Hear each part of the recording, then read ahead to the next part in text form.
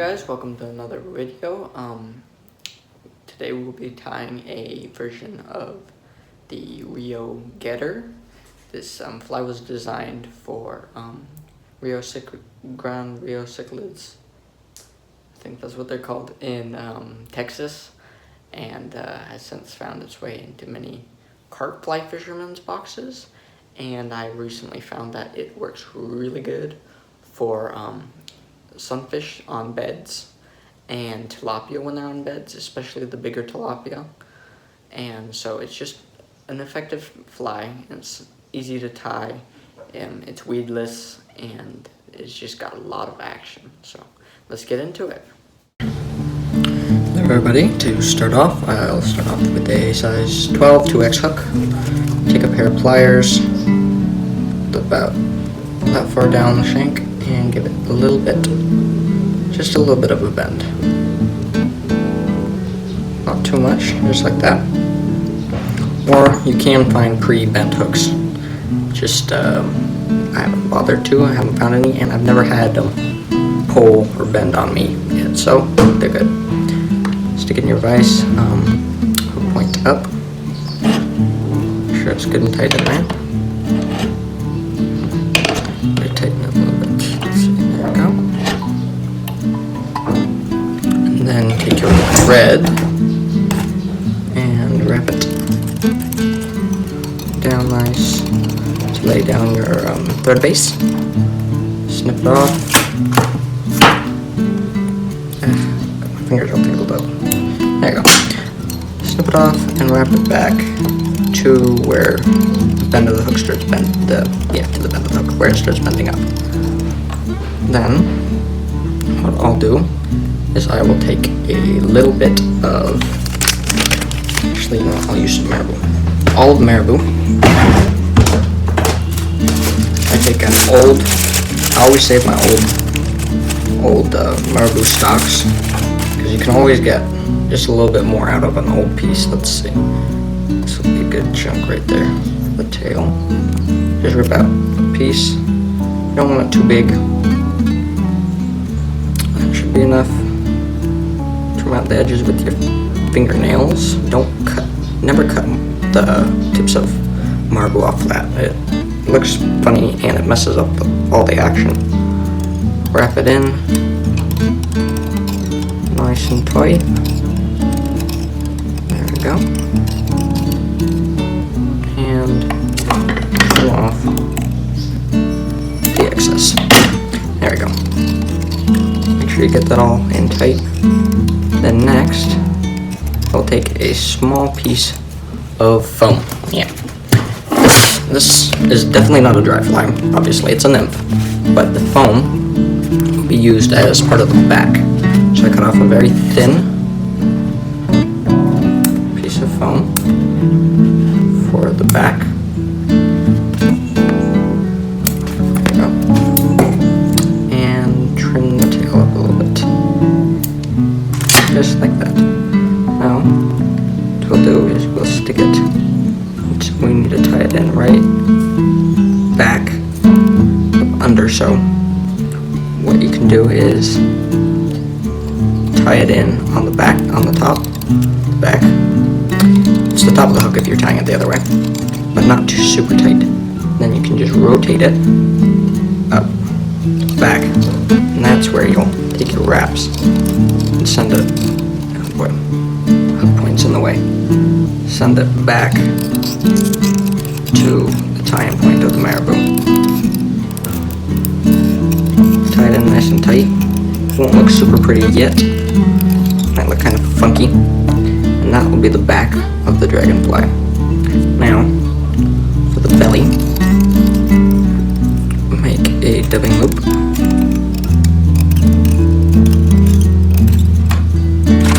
I use some ice dub in olive. You can use a darker olive, possibly browns, just anything that mimics damselflies and particularly dragonfly nymphs.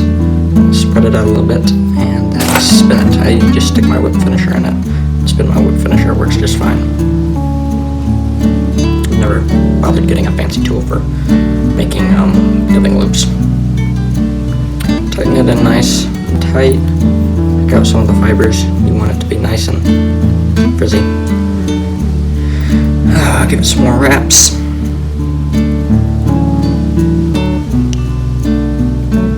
And then put this back here. It won't spin there. You've got that all nice and tied in. Now you get your wire. I use a thicker wire for these because it adds a little bit more weight, which helps it sink, especially since there's a little bit of foam on top. Catch it and wrap it down nice and tight. And it provides better segmentation for the foam and the dubbing loop. So now bring this to a little past the bend where you bent the hook. Just let it down. Then take your dubbing loop, start spinning it around.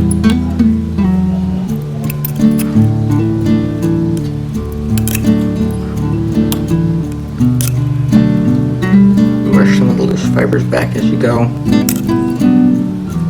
There we go. Bring it all the way up to your thread. Whoops, tangled there. Then tie off your thread, your dubbing loop, and snip that little excess piece right off. There you go. Nice and easy. Come on, there you go.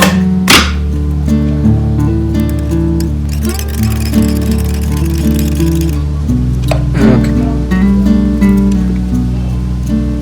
Now bring the foam forward just to the front of that dubbing, ice dub. Pull your line up forward over top and cinch it down. That creates the back. Now just leave this excess because we will use it later. And now we take the wire and you do your wraps up over the foam. Oops, that comes. Try not to catch too many of the fibers from the ice dub. Bring this all the way forward and tie it in. Always, once I get it tied in, I always grab it and just give it a little pull to make sure and cinch it down. Okay, you can helicopter it off or just trim it. Sometimes with this thicker wire it doesn't like helicoptering, so I'm just going to trim it. And then tease out the fibers in the ice dub that's under the abdomen.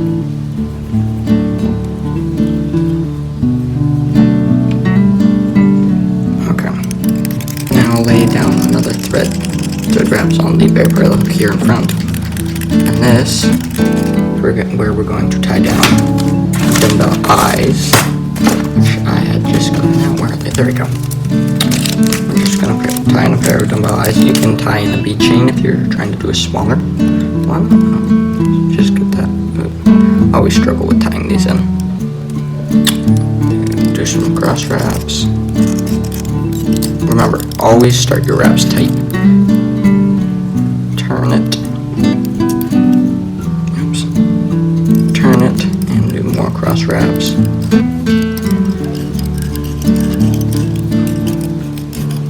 Make sure you're doing them nice and tight. There you go. Situate it to where you want it and start doing tight figure 8 wraps. And I always end up by going around like this to tighten it up a little bit. Okay, now that's nice and tight.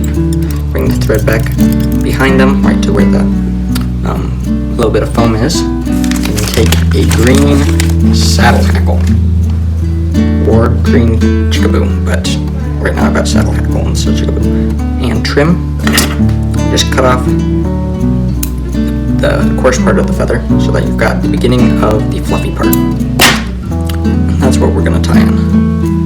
And I'll trim it off about here too. Okay. So now, tie this in. Nice and tight.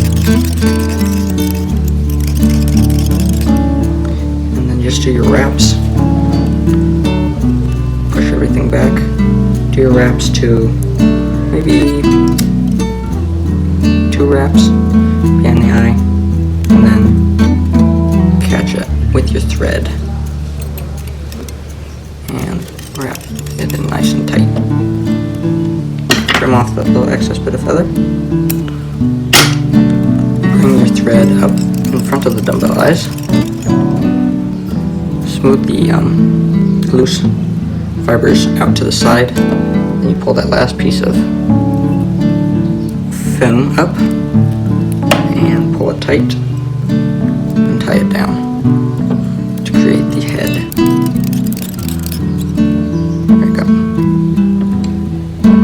You can add a little bit of dubbing under it, but I don't normally. And you just trim this off. We'll do a little bit more trimming after the whip finish. Whip finish it. Add a little bit of head cement. I don't have any right now. I normally do 2 whip finishes to this because I fish this a lot for sharp-toothed catfish, and their little teeth are like really lousy sandpaper. They will tear up the flies. Like the foam won't last very long if it's not tied in well. That's part of the reasons for the wire wraps. So just trim off foam from in front of the eye. And there you go. You have it. So just a simple dragonfly pattern. Works good for carp. If you're getting into fishing for catfish, channel cats, flatheads, bullheads, out here I fish it for sharp-toothed catfish, also called sharp-toothed barbel, and walking catfish, and it works really great. It's similar to the RIO Getter, and you can use it for RIO cichlids and tilapia, especially when the tilapia have beds. If you just cast this just outside of the bed and slowly drag it into the bed, then the male tilapia will pick it up to remove it from the nest, and you catch them that way. Got some really big spawning bluegill doing the same thing with this fly. And it's just a really good pattern. It's heavy, it gets down quick. It's a point up, so it's weedless. And it's got all the feathering, the marabou and the saddle hackle. That makes it very wiggly in the water, so which is really attractive for carp and tilapia. But it's just got enough profile that it also works well for catfish. So overall, it's just an awesome fly. And if you guys tie it, I hope you have good success, just like I have with catching fish with it. It's a wonderful fly. See you guys next time. I've got more videos on my channel, and I hope you go check it out. And yeah, see you guys on the next video.